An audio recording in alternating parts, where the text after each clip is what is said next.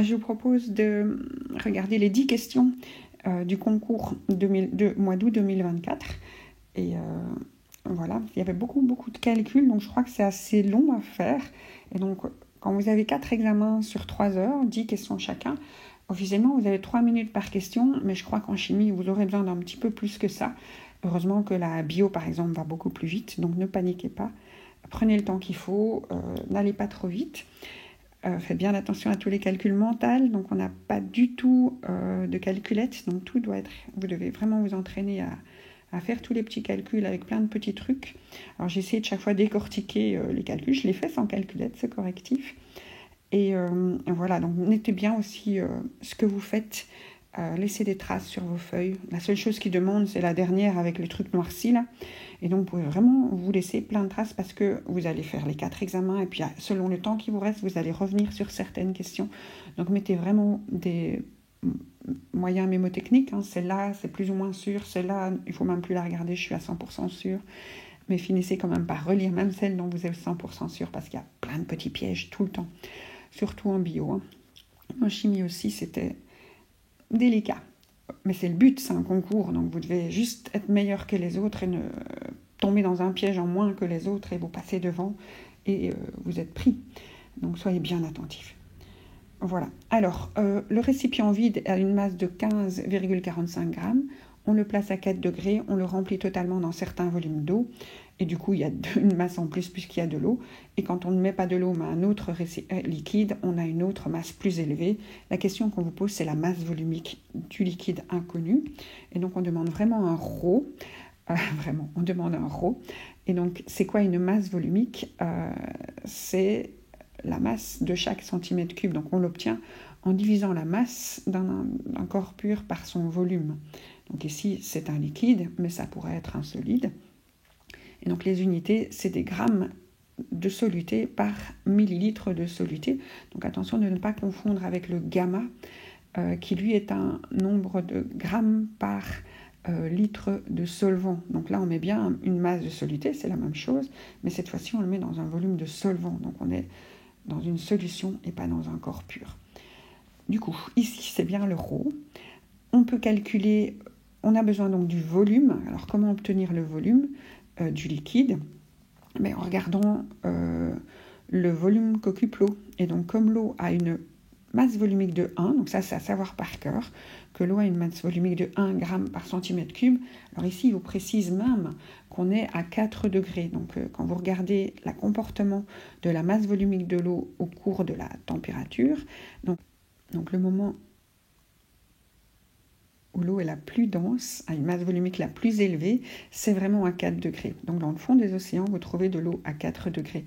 Après, si vous allez vers le plus froid, vous allez vers 3, 2, 1, et puis la glace, vous allez avoir la masse volumique qui diminue parce qu'il y a de plus en plus de ponts H. Les molécules ralentissent et donc ça s'espace les unes des autres, elles bougent de moins en moins. Et donc la glace a une masse volumique plus faible.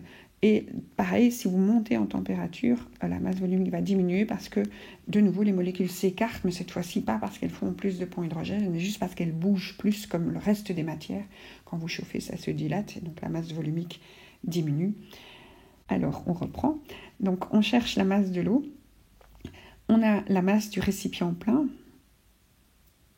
C'est 21,45 quand il est plein d'eau. On a la masse du récipient vide, 13,45 quand il est vide. Et donc la différence des deux, donc un premier calcul mental, 21 moins 13, ça fait 8 grammes. Donc quand vous avez 8 grammes et que vous divisez par 1, ça vous fait par 1 gramme par millilitre, vous avez 8 millilitres. C'est le volume que peut contenir ce récipient. Donc ce sera le volume du liquide, que ce soit de l'eau ou l'autre. Le volume ne change pas, on garde le même récipient. Donc pour cette fois-ci, avoir la masse du liquide, donc on a déjà le volume qu'occupera ce liquide, les 8 millilitres, 8 cm3. Pour avoir la masse et pouvoir calculer sa masse volumique, on prend de nouveau la masse du récipient plein, et donc la masse cette fois-ci est de 57,89.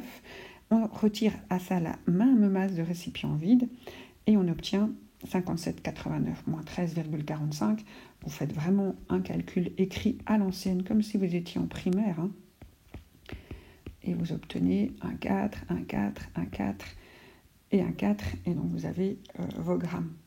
Donc n'hésitez pas à prendre tous ces moyens que vous avez appris en primaire. J'espère qu'on apprend encore cela en primaire pour faire ces calculs sans calculette. Alors, si vous devez diviser 44 par 8, quand vous divisez par 8, vous divisez par 2 et encore par 2. Et donc, ça fait 22,2, 11,1 et 5,555. Et donc, on obtient notre masse volumique qui est de 5,5 grammes par millilitre, ou grammes par centimètre cube. Un millilitre, c'est bien 1 centimètre cube. Quand vous prenez un tout petit volume comme ça, c'est 1 millilitre, 1 centimètre cube. Quand vous prenez 1 litre, c'est 1 décimètre cube, 1000 fois plus. Donc ça, c'est le litre, décimètre cube, et le millilitre, centimètre cube. Ok. Alors ici, on ne vous le donne pas en grammes par centimètre cube, ce serait trop simple. Et donc, on vous propose des milligrammes, des décimètres cubes, des millimètres cubes, des kilos, des décigrammes. Et donc, il faut vraiment y aller mollo et vraiment rester logique. Vous êtes encore fatigué, vous êtes super stressé, et donc allez-y doucement. Donc quand vous avez des grammes et qu'on passe en milligrammes, vous avez 1000 fois plus de milligrammes, et quand vous passez d'un volume de 1 cm3 à un volume de 1 décimètre cube, vous mettez 1000 fois plus dedans aussi, parce que le volume augmente. Ça, donc vous n'êtes plus à 5,5 normal, vous êtes à 5,5 10 exposant 6, puisque vous avez fait plus 1000 fois plus de milligrammes et 1000 fois plus dans le décimètre cube. Ce n'est pas ça qu'on vous propose. Donc ce n'est pas la A. Dans la deuxième proposition, on vous propose des grammes par millimètre cube. Donc pareil, si les grammes ne changent pas, en dessous, dans 1 centimètre cube et dans 1 millimètre cube, on met 1000 fois moins. On met 1000 fois moins dans 1 millimètre cube. Cette fois-ci, le volume diminue. Et donc, vous avez 1000 fois moins, 5,5 10 exposant moins 3 grammes dans 1 millimètre cube. Et c'est ça qu'on vous propose. Donc, à partir du moment où vous avez la bonne réponse, vous pouvez vraiment passer à la suivante. Mais vous mettez juste que vous devez revenir vérifier au cas où vous avez été trop vite. Mais ne perdez pas de temps, gardez vos neurones. Vous n'êtes pas ici avec du temps, vous êtes ici pour être efficace. Et donc, si vous revenez plus tard, vérifiez pour les réponses suivantes. Si maintenant on vous le demande en kilos par centimètre cube, donc quand vous avez un nombre de grammes et un nombre de kilos, vous mettez ça fait moins de kilos, un certain nombre de grammes. Donc ici, on divise par 1000 et les centimètres cubes restent les mêmes. Donc 5, 10 moins 3 kilos par centimètre cube, c'est pas ce qu'on vous propose. On vous proposait 10 moins 6. Pour la dernière proposition, quand on vous parle des décigrammes, voilà, vous voyez que même les meilleurs font des erreurs. Il y a une erreur ici. Donc, quand on a des décigrammes par rapport au gramme, donc si on a 1 gramme, on a 10 décigrammes. Et donc, si on a 5,55, on a 55 décigrammes. Et donc, ce serait 55 décigrammes par centimètre cube et pas 5. Voilà, donc vous voyez que ça va vite. J'avais un peu accéléré pour la dernière proposition, j'étais un petit peu entraînée, je me sentais sûre de moi. Donc gardez bien toujours confiance en vous, mais restez attentif à tout ce que vous faites. La question 2, c'est des grandeurs chimiques, et donc on vous donne un certain nombre de molécules, bam, et on vous demande une masse. Alors pour ceux qui sont habitués à ma façon de résoudre les choses, j'ai un organigramme des grandeurs chimiques. Donc on a le nombre de moles, la masse, le volume de liquide ou de solide, le volume de gaz, le nombre de molécules. Tout ça, c'est des grandeurs qui concernent des corps purs. Après, on peut avoir des concentrations massiques et des concentrations molaires. Et ça, c'est des solutions. Et donc, entre masse et volume, on utilise la masse volumique. Entre mole et volume, on utilise le volume molaire. Entre masse et mole, on utilise la masse molaire.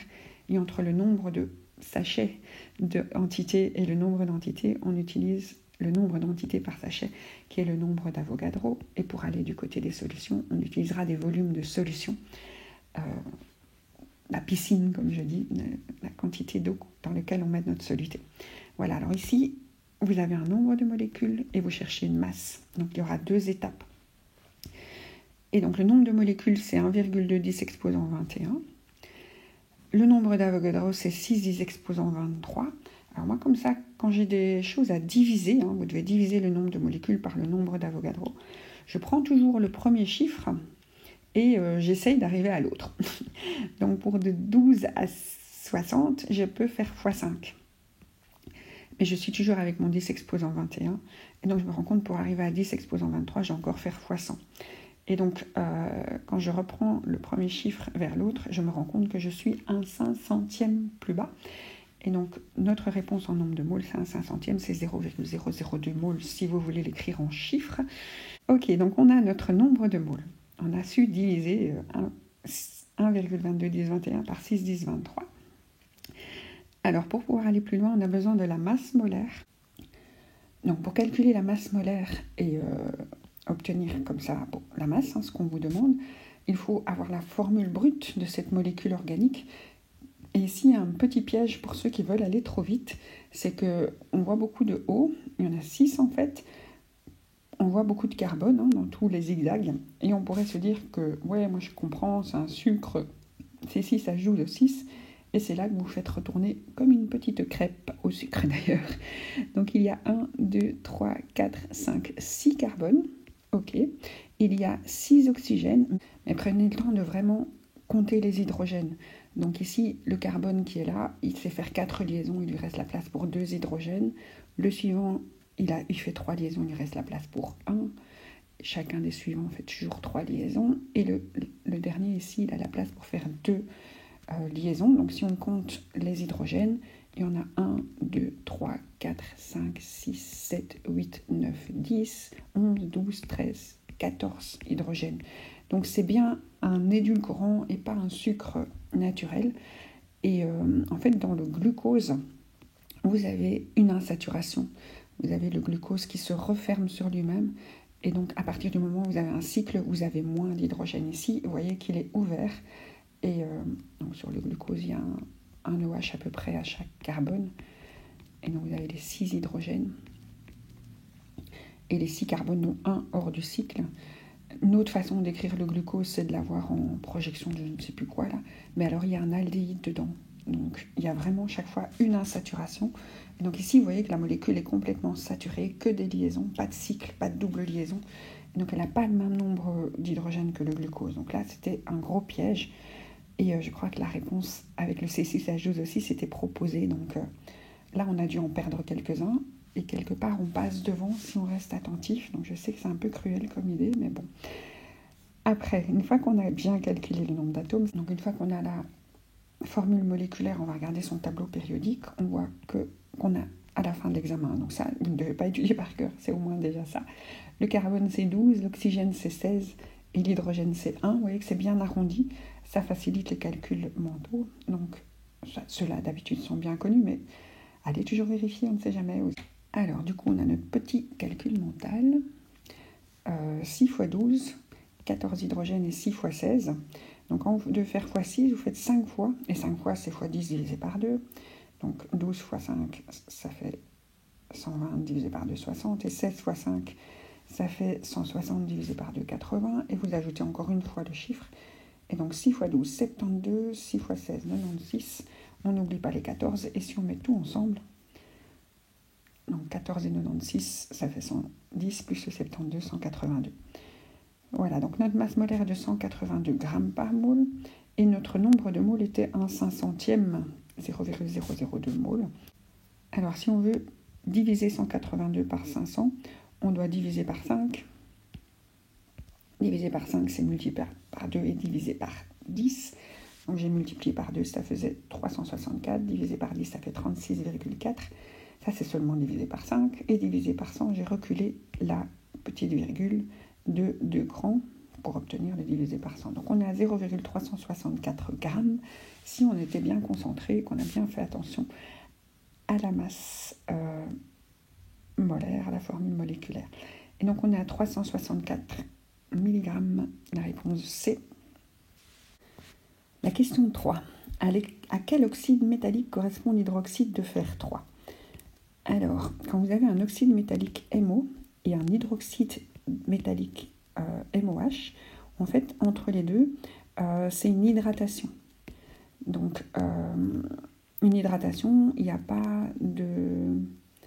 Hydratation, c'est vraiment une réaction un peu neutre comme ça. Il n'y a pas de modification des valences. Donc si vous êtes avec du fer 3, dans l'hydroxyde, donc l'hydroxyde de fer 3, valence 3 pour le fer, valence 1 pour l'hydroxyde, vous avez du Fe2OH 3 fois, mais ce n'est pas ça qu'on vous demande, pas la formule de l'hydroxyde de fer 3, c'est la formule de l'oxyde qui lui correspond. Et donc vous devez reformer l'oxyde de fer 3.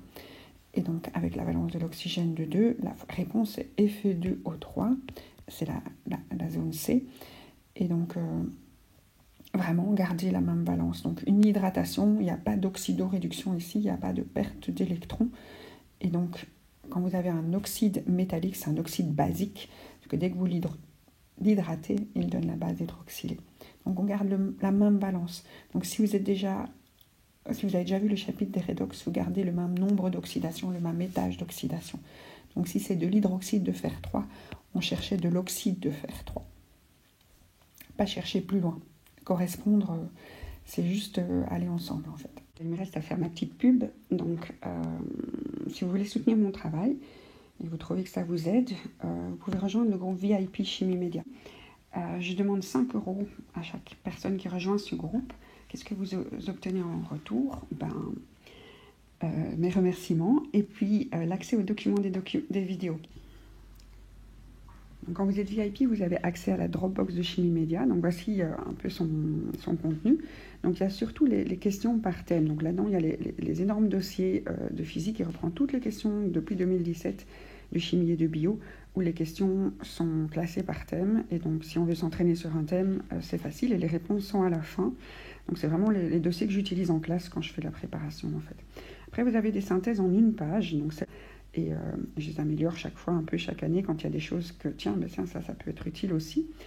Voilà. Après il y a tous les questionnaires des examens d'entrée, donc depuis 2017 en version avec les réponses, donc comme les étudiants les reçoivent, et aussi en version sans les réponses, donc on peut s'entraîner par thème et on peut s'entraîner les 15 questions en RAC. Après, il y a des dossiers de physique, de chimie et de bio qui reprennent les premières vidéos, donc les vidéos qui ne sont pas sur des synthèses en une page, mais sur des synthèses en plein de pages. Et après, il y a un petit peu d'informations sur les parties humanistes, donc qui ne sont vraiment pas ma spécialité, mais s'il y a certaines synthèses que j'ai été chercher à gauche et à droite.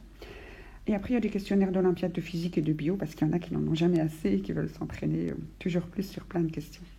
Vous avez aussi accès à un groupe Messenger, où j'essaye de poster à peu près tous les jours, en tout cas quand on me pose des questions, la question, une petite description de cette question et la réponse. Donc la description de la question permet de faire une recherche dans la conversation sur plusieurs questions du même thème. Voilà, il me reste juste à vous communiquer mes coordonnées bancaires pour pouvoir verser ces 5 €. Voilà mon numéro de compte, je préfère par virement.